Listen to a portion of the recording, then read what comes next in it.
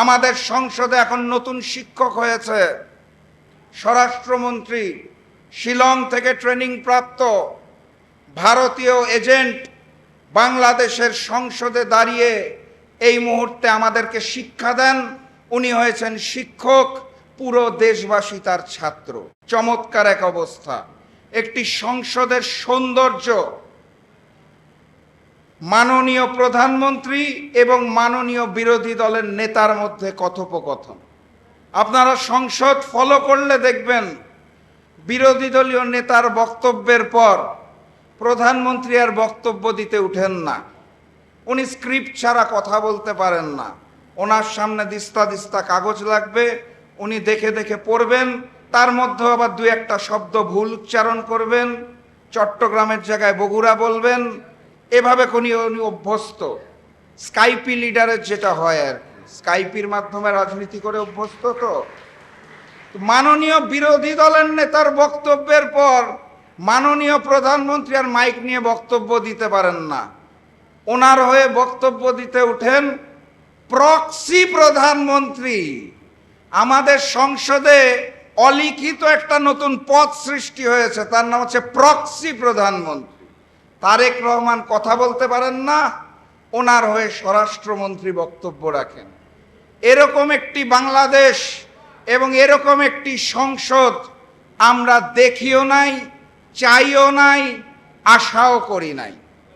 এখন আপনারা বিএনপির নেতাদের জিজ্ঞেস করতে পারেন যে এই যে শপথ নিলেন না, জুলাই সনদ বাস্তবায়নে যে বিভিন্ন রকমের বাধা সৃষ্টি হচ্ছে, এটার পিছনের কারণ কি?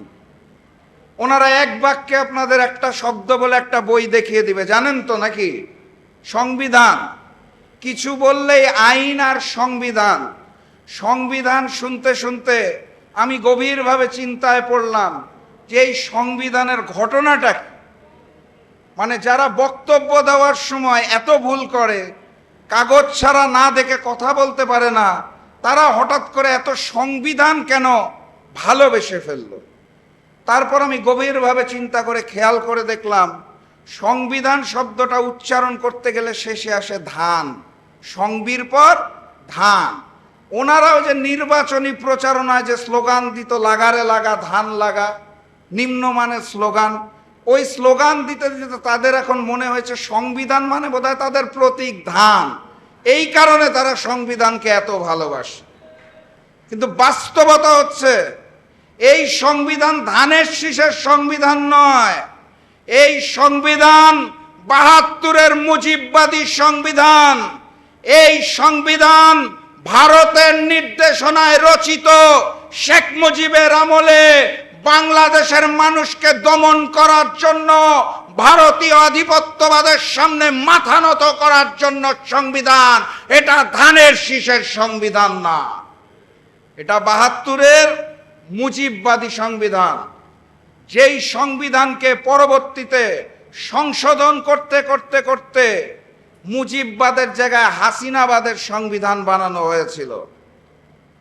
এই মুহূর্তে জনাব সালাউদ্দিন সাহেব চাইছেন এই মুজিববাদ হাসিনাবাদের সংবিধানকে পরিবর্তন করে তারেকবাদের সংবিধান তৈরি করার জন্য।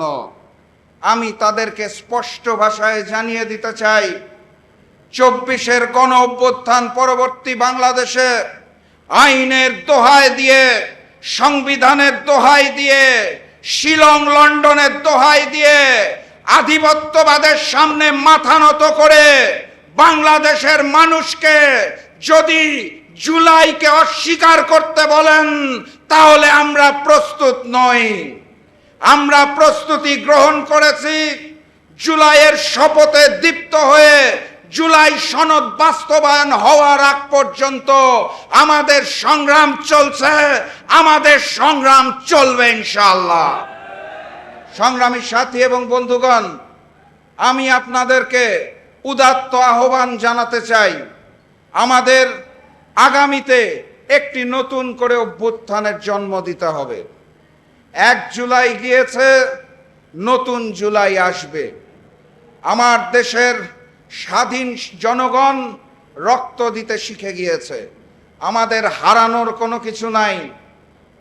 যাদের হারানোর ছিল তারা ভারতে পালিয়ে গেছে।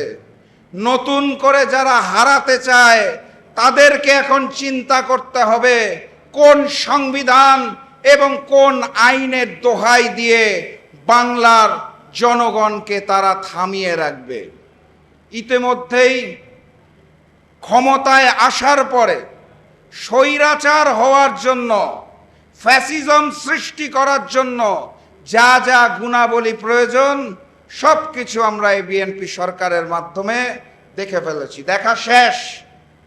তারা ক্ষমতায় আসা মাত্রই এই যে এত গণতন্ত্রের কথা বলে, জনগণের ভোটাধিকারকে হরণ করে তারা শুরুতেই প্রশাসনের বিভিন্ন জায়গায় নিজস্ব দলীয় লোকবলকে স্থাপন করা শুরু করেছে। দেখেছেন তো আপনারা নাকি?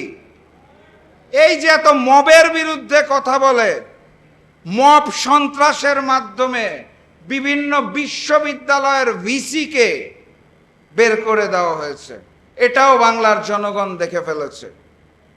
তারা একের পর এক অধ্যাদেশ বাতিল করা শুরু করেছে। এই যেখানে হাসিন ভাই বসে আছে, আমরা আয়না ঘরের সকল ঘটনা তাদের মুখে শুনেছি, ব্যারিস্টার আরমানের মুখে আমি ব্যক্তিগতভাবে শুনেছি। আমি চোখে পানি ধরে রাখতে পারি নাই। বিএনপির অসংখ্য নেতাকর্মীকে গুম করা হয়েছিল। বিএনপির অসংখ্য নেতাকর্মীর লাশটা পর্যন্ত বাড়িতে ফেরত আসে নাই। সেই গুম প্রতিকার প্রতিরোধের যেই অধ্যাদেশ, সেই অধ্যাদেশও এই বিএনপি বাতিল করতে চায়। নিজের দলের নেতাকর্মীর সাথে যারা বেইমানি করে তারা এই দেশ বিক্রি করবে না, তার গ্যারান্টি কি এই বিএনপিকে আমরা চাই না। বিএনপির নেতাকর্মীরা কি গুম হয় নাই? আমি বাকি সকল অধ্যাদেশ বাদ দিলাম, জনাব তারেক রহমানের একবারও স্মরণ হলো না।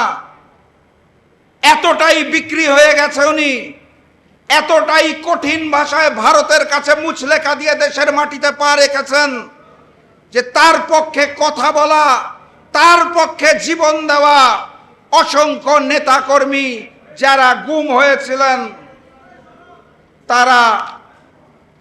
তাদেরকে উপেক্ষা করে তিনি এই অধ্যাদেশ বাতিল করে দিতে চাইছেন। সংগ্রামী সাথী এবং বন্ধুগণ, ভয়ঙ্কর যানজট উপেক্ষা করে অবশেষে পায়ে হেঁটে আমাদের সভাস্থলে এসে উপস্থিত হচ্ছেন জনতার প্রধানমন্ত্রী, জনগণের প্রধানমন্ত্রী, আমিরে জামাত ডাক্তার শফিকুর রহমান। সংগ্রামী সাথী এবং বন্ধুগণ, ভয়াবহ যানজটকে উপেক্ষা করে অবশেষে পায়ে হেঁটে আমাদের মাঝে এসে উপস্থিত হয়েছেন আজকের এই প্রতিষ্ঠা বার্ষিকীর সম্মানিত প্রধান অতিথি, জনতার প্রধানমন্ত্রী, জনগণের প্রধানমন্ত্রী ডাক্তার শফিকুর রহমান।